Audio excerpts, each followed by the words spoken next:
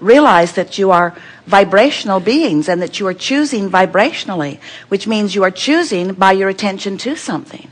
You are literally creating your own life experience, and in very direct terms, you are constructing your life.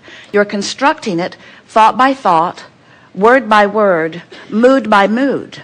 In other words, as you observe and form an opinion, and the opinion makes you cranky, you're constructing pathways to things that when they get there, you're not going to like them. When you are observing and enjoying, when you are observing and appreciating, when you are taking pleasure from your focused attention, then that uplifted feeling that you find is your indication that what you are constructing is a pleasing thing. If you've been listening to us for a while, you've been hearing us say you are the creator of your own reality.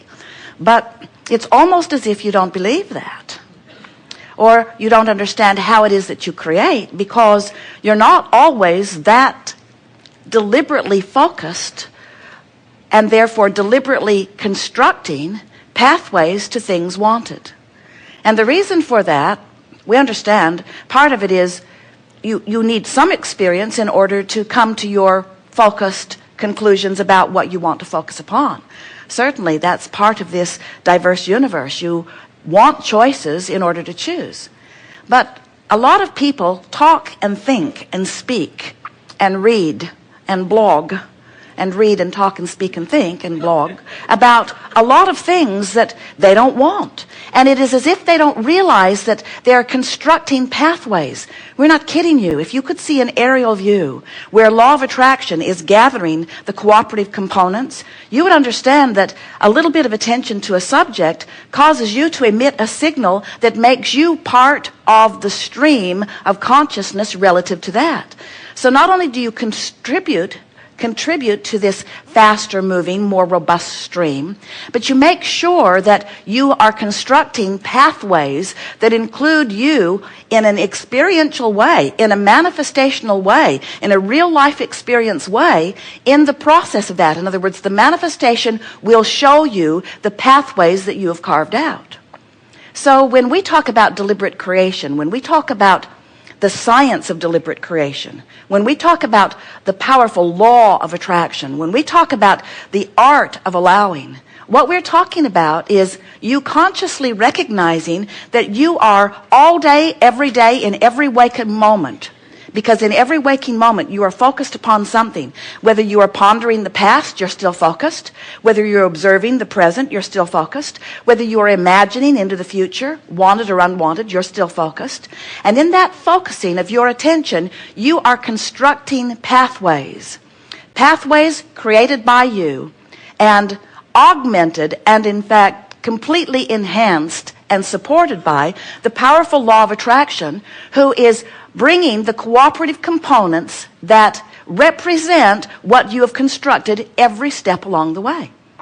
Surely you've noticed that you can have something that's not that interesting to you that someone brings up over dinner, and as you have just the briefest of dinner time conversations about it, and it's therefore active in your vibration, it begins showing up.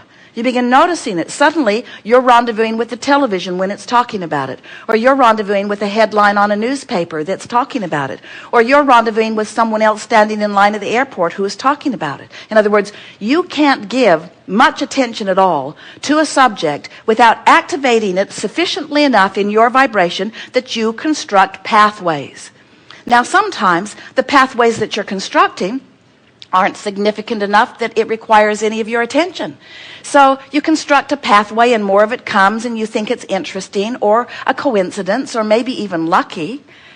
You don't realize that it's the law of attraction's natural, efficient response to the vibrational frequency that you are practicing.